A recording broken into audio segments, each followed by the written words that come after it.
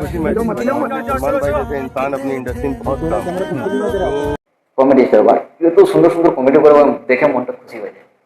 নমস্কার, আজকের গুরুত্বপূর্ণ খবর। আজকের খবর হলো, আপনারা জানেন কি জানেন না, খুব বড় একটা বিষয় নিয়ে এসেছি আজকে, যে আমাদের সবার প্রিয় বন্ধুরা, সবার প্রিয় বলিউডের কমেডিয়ান অ্যাক্টর, তার নাম হচ্ছে শ্রী রাজপাল যাদব। আমরা জানি না, ছোটবেলা থেকে তার কমেডি দেখে দেখে দেখে দেখে নিজেকে কত খুশি করেছি।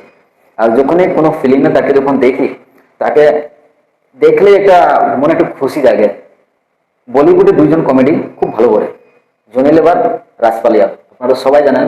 আর আমাদের সবার প্রিয় হলো জনি লেবার আর রাজপাল যাদব। আর রাজপাল যাদব এখন আছে জেলে। জেলে কি করে গেল, কেন গেল জেলে, তাকে জেলে কেন নিয়ে গেল? তো আপনাদেরকে বলতে চাইছি, রাজপাল যাদব এখন তিহার জেলে বন্ধ আছে।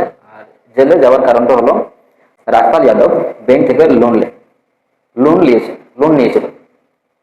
লোন নেওয়ার পরে সে টাকাটাকে ইনভেস্ট করেছিল ফিল্ম বানানোর জন্য, একটা ফিল্ম বানানোর জন্য টাকাটাকে ইনভেস্ট করলো। আর টাকাটা নিয়েছিল 5 কোটি টাকা, 5 করোড় টাকা নিয়েছিল ফিল্ম বানানোর জন্য। এরপরে ফিল্মটার নাম ছিল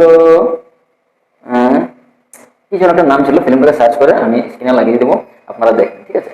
আর 5 করোড় টাকা নেওয়ার পরে সে যখন ফিল্মে ইনভেস্ট করে টাকাটা, তো ফিল্ম হওয়ার পরে, রিলিজ করার পরে ফিল্মটা মাত্র 46 লাখ টাকা ইনকাম করে। তো রাজপাল যাদবের 5 কোটি টাকা ডুবে যান। এখন সে কি করবে? তো ব্যাংকে যখন লোনটা নিয়েছে, তো 5 করোড়ের সঙ্গে সঙ্গে তাকে ইন্টারেস্টও দিতে হয়।